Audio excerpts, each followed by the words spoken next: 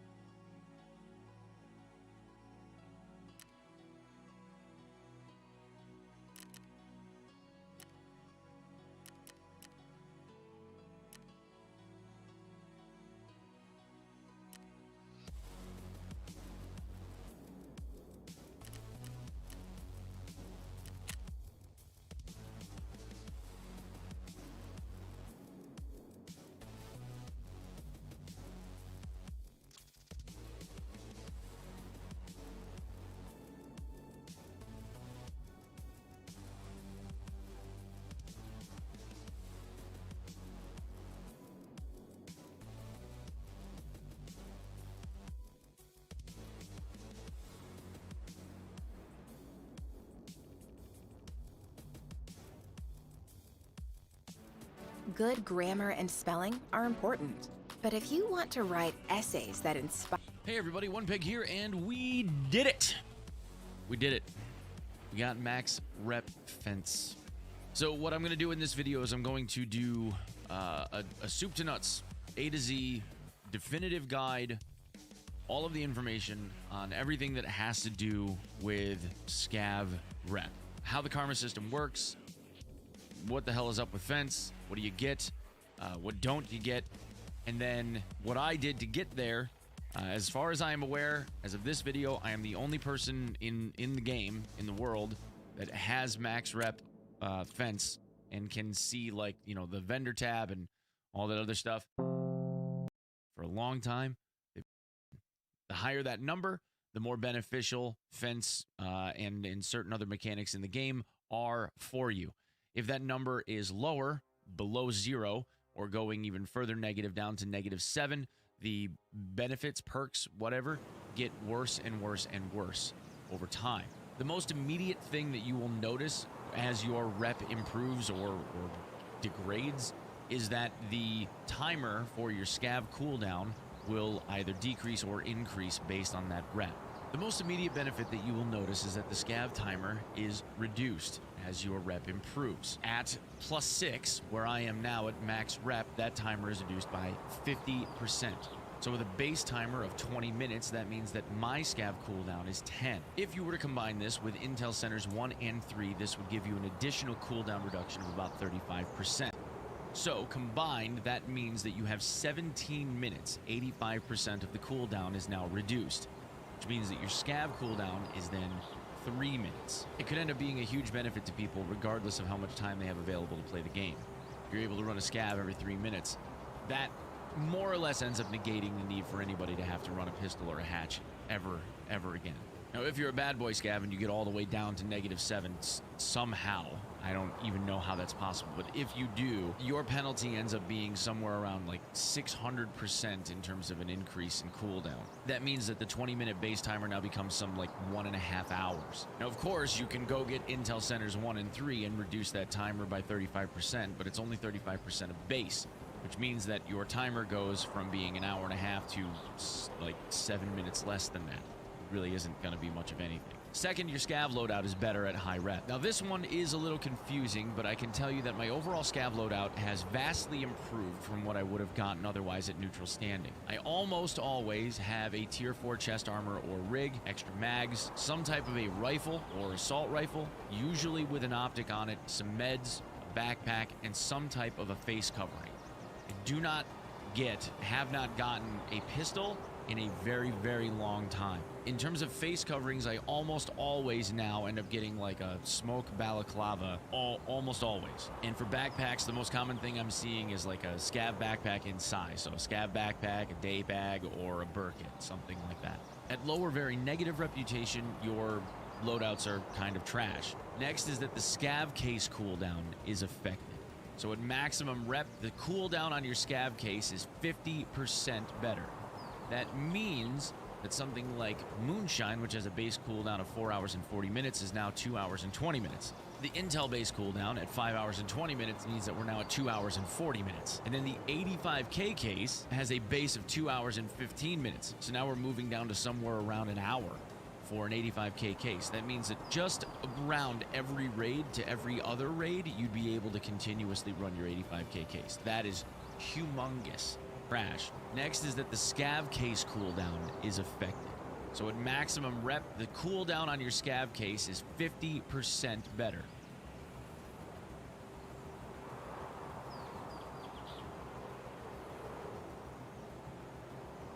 That means that something like Moonshine, which has a base cooldown of 4 hours and 40 minutes, is now 2 hours and 20 minutes. The Intel base cooldown at 5 hours and 20 minutes means that we're now at 2 hours and 40 minutes. And then the 85K case has a base of 2 hours and 15 minutes. So now we're moving down to somewhere around an hour for an 85K case. That means that just around every raid to every other raid, you'd be able to continuously run your 85K case. That is humongous. Now, conversely, at max negative rep, the cooldown for the scav case is 500% higher. So instead of the cost of these vehicle extracts is reduced by 50%. Now, that paid exit ends up being quadrupled. If you've never tried it, I suggest trying this. As a scav, you have the ability to ask another scav to come with you. That is done by pressing YY to open up the emote menu, in case you've never seen this before, and then using this icon here to tell the scav to follow you.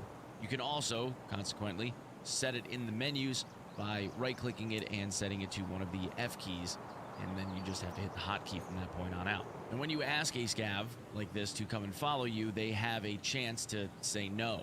Unless you're max rep, in which case they will always say yes. At max rep, the AI scavs, if you get shot or attacked by someone else, the scavs will come to your aid as if you're some type of mini-boss. Now, in my testing, what I have realized is that you can only have one follower.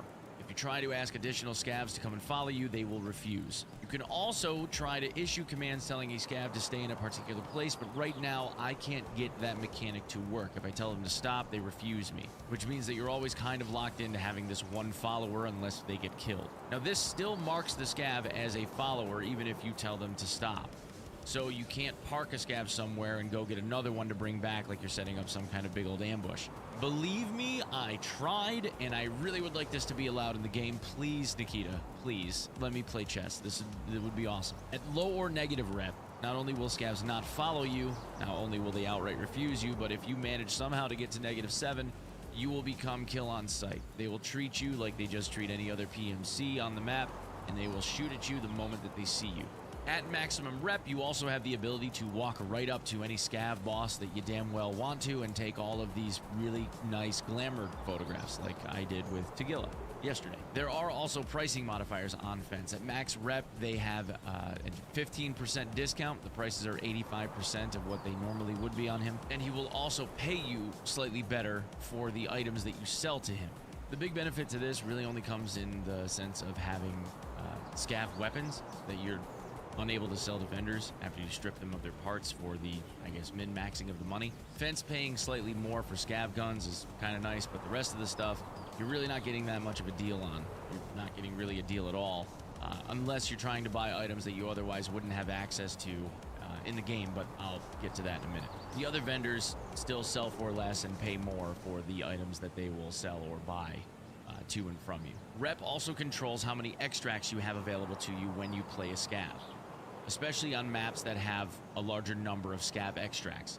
Something like interchange isn't really going to be affected because at most you're going to have 3, right? Each one of the corners and then the duo extract. But on maps like Reserve, for instance, at any given point in time, I have almost every single scav extract on the map available to me, regardless of where I spawn. Now, the biggest and coolest benefit, above all, is this crown tab that you have access to on Fence at max level rep. At +6 rep with Fence, you are given access to this crown tab, which allows you to be able to buy items that were lost because they were uninsured by other PMCs.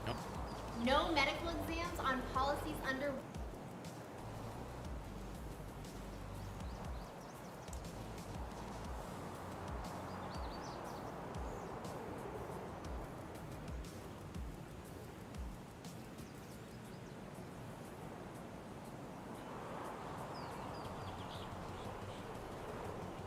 $1 million. A friend recommended getting life insurance. After watching these items for a while, I've got a number of hours now watching these tabs, I don't think Fence includes items that were lost on labs, which from a lore perspective makes sense because scavs aren't supposed to be able to get into the lab to begin with because it's too dangerous or whatever. Right now, this tab, this early in the wipe, doesn't have that much amazing stuff on it. However, there are some gems.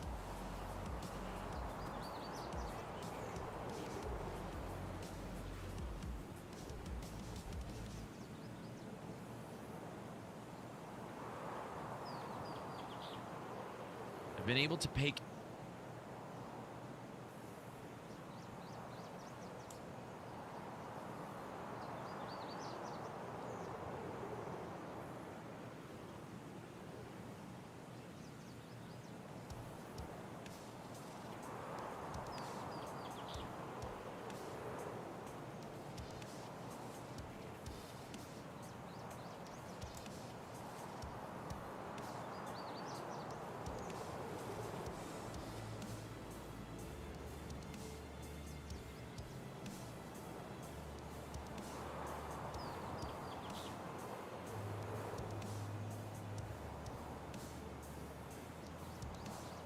cash for gazelles, lots of tier 4 armor like AVS rigs, and snagged a 50-round MP5 mag for about 18k so that I could do Gunsmith 3. Something interesting about this tab that I noticed is that he seems to wipe this tab clean every hour and 15 minutes or so based on that timer. When the refresh timer hits 0, this tab gets wiped clean and then populated as people's items are lost on maps during the next hour or so, it seems. So these items don't just accumulate forever. They show up for an hour and then they're gone for good, which is kind of nice because it means that people have to kind of be actively checking this out.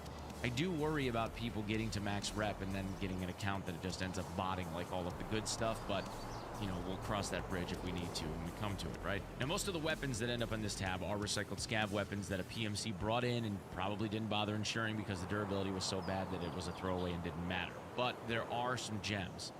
I've seen full durability 74Ms with optics. I've seen Ketters, partially built ADARs, etc. It honestly looks like a good way to get items that are usually barter only or attachments on certain weapons if you know what you're looking for things like the Gunsmith series. Oh, why yes, I would like a gazelle. Thank you. Partially built ADAR that I mentioned had a Mark 12 gas block on it. Sometimes you can find things if you know what you're looking for, especially if you know what you're looking for on here. Another thing that I noticed was that partway through his refresh timer, he would have a small stack of some particular barter item, kind of chosen at random, that would show up in his inventory. One time it was a stack of like 55 fuses, grenade fuses, which trade for VOG 17 grenades, or you can use them to craft into VOG 25s, and there's no purchase limit, aside from the inventory amount that he has, of course. Another time, it was a stack of 60 or so rechargeable batteries. There was another time that it was a bunch of Poxaram ceramic tubes. Now, of course, this could be stuff that PMCs are bringing in and losing, but it seems kind of strange that there would be stacks of this one particular item and nothing else. Or it could be items that are being placed into his inventory as some added bonus that they just aren't really divulging to us. For instance, right here, there's an M2 armored rig that showed up with 44 out of 50 durability for 67k. There you go. You can purchase that right outright. And just strangely enough, as we were talking about it, right here is a stack of 27 construction measuring tapes. So on the initial onset, it doesn't seem like it's that huge of a benefit, but it is another feather in the cap. For early game, especially if you have max rep, you have the ability to use this as a go-to for armor and weapon attachments, especially that you otherwise wouldn't have access to right now. Okay, now that we've covered all the benefits, we'll talk about how you get rep and how you lose rep, and then what everyone wants to know, how I got it as fast as I did. First, how to lose rep, because that's a short list. Mainly, kill other scavs and you lose 0.02 rep. Other player scavs, other AI scavs, if they're peaceful, if they're not attacking you and you shoot them and you kill them, you lose 0.02. If you kill a scav guard, you lose 0.07 per guard, and if you kill a scav boss as a scav, you will lose between 0.2 and 0.5, not 0.2, 0.2, 10 times to 0.5, which is 30 times the normal penalty for killing a regular scav. So if you think about it, it's a pretty hard thing to do to lose rep. Now, how you gain rep, most of this is grindable. Now, we're going to refer to a scav that kills another scav as marked, okay? They're marked. If you kill a marked player scav, you gain 0.1 rep. So if you witness a scav kill another scav, and then you kill them, you get 0.1, which is 5 times the rep that you would have lost if you had killed a peaceful one. Now, this can be more if you kill a player scav that has killed other scavs, more than one other scav, or if they've killed guards or a scav boss. There is a slight benefit, but it's very, very minuscule and is almost not worth mentioning. If you kill a PMC, you gain 0.01 reputation, but this will scale up based on whether or not the PMC has killed other scavs, scav guards, or a scav boss. Cooperative extracts, the ones where you need to have a PMC and a scav kind of holding hands in order to be able to leave, those extracts award 0.2 reputation. So if you have the ability to coordinate your efforts and work together, you get 0.2, which is a lot, comparatively speaking. Now, these extracts are found on Interchange, on Reserve, and on Woods.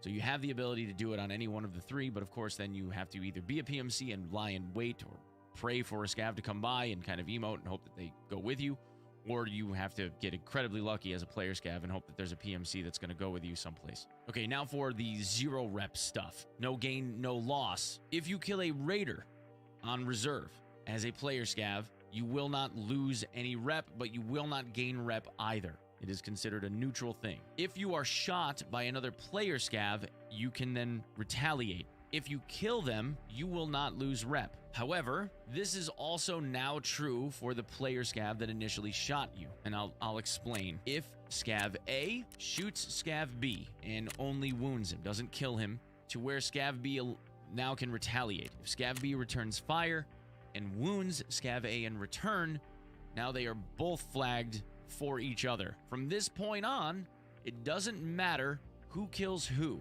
After this moment, neither one of you will lose rep. So if you decide to retaliate, just be aware that the person that initially shot at you is now no longer at risk of losing any reputation if you lose.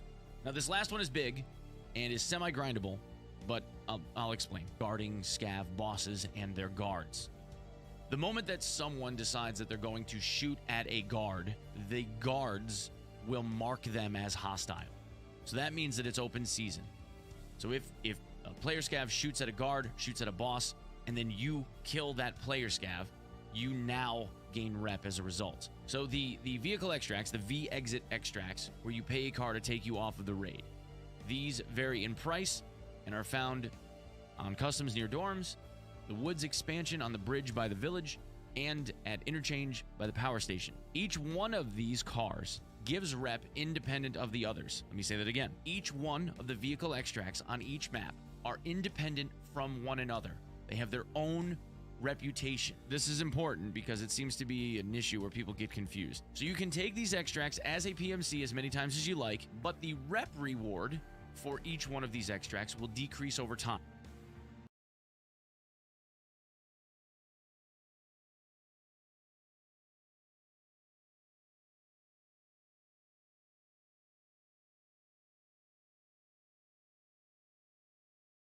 Many times you use them. So I need to find the best way to learn math and science. It's brilliant. Whoa. Here's a new way to learn math, science, and computer science that's fun and interactive. On Brilliant, you'll learn by seeing concepts visually and interacting with them, not just by watching videos. Check out courses in topics like algebra and geometry, where you'll learn new ways to think and solve problems. With over 50,000 5-star reviews on the App Store and Play Store. First time, you get 0.25 reputation, which means if you use all three, you would get 0.75 total. Make sense? The second time, 0.13. The third time, 0.08, 0.06, 0.05, 04, 03, 02, 01. And then it will be 0.01 per time that you use the car extract forever. 0.01 every time. So in my opinion, it is worth doing those extracts 3 to 5 times, because 0.05 is still pretty good, but anything below that, probably not worth the time. Unless, of course, it's an exit of opportunity and you take it, right? If you were to do each one of the extracts 5 times, that means you would get 1.71 total rep. Now, these rep rewards are one and done. As far as I am aware, there is no refreshing of them. There isn't some timer somewhere that says, like, after a week, you'll get 0.25 again. So if this is something that you were trying to grind out, just be aware that in damaging your rep, if you ever were to do that, it's going to be more difficult for you to build yourself back up because you will not have that well to go to again. All right, now, how did I get there? Okay, first, I focused on being a good scav, meaning I didn't engage other player scavs. I only shot scavs that killed other player scavs. Second, I defended scav bosses and their guards. If a scav or a PMC shot them, I would go after them. Third, I ran my scav every single cooldown without fail. Fourth, I tried to extract every map that I could possibly extract on using a vehicle extract. And I did that 3 to 5 times or more, in the case of woods, on every map as I tried to figure out how the rep reward system would work. And then lastly, I would use the co-op extracts. On my PMC, I would go to interchange. I would try to get up to where the duo extract was. And then as I heard a player scav, or what I assumed to be a player scav, come by, I would end up emoting and try to get them to come over to the co-op extract to leave with me. It actually seemed like it was a pretty effective tool, albeit I sat in place for 15 or 20 minutes at a time on certain raids trying to wait for somebody to walk by. Now, I focused on this as my sole purpose for like 3 or 4 straight days doing nothing but this stuff. Guys that have been playing right along that have, a few more hours than I do at this point in the wipe cycle, like Pestily, he's already at like 2.5 rep and he's just been playing the game normal. So I know it's something that can be done in relatively short order if it's even somewhat of a focus. And of course, you have to have some ability, some talent, and some understanding of the mechanics, right? Just like anything else. Okay, I do have some criticisms about this, but most of these things I think I have brought to the attention of the devs already. And some of them are really just like personal preference kind of stuff. So you'd rather not see this section, don't bother, whatever. But there might be some important info in here. So in my opinion, scav weapons with this level of rep should have some improvement in their base amount of durability. Maybe not Raider or Scav Boss good, but like 80%? 80% durability would be a far cry better than 50, especially considering the accuracy penalty that we get as a result. I'll go into that in a different video. But I'd like to see there be a little bit better durability base on scav guns if you're going to have this much rep. And it's not like it would be outside of the canon or the lore of the game, because it would make sense for somebody that is like in heavy favor with Fence to get weapons that he might be stockpiling that have like a little bit better quality to them, My largest criticism right now with this is that the rep can be cheesed a bit. Right now, there's no watchdog mechanic that says that you're in a group together. So if somebody in your group ends up shooting another scav or whatever, it doesn't keep another member from that same party from shooting the marked guy in your team and gaining rep. You can do that.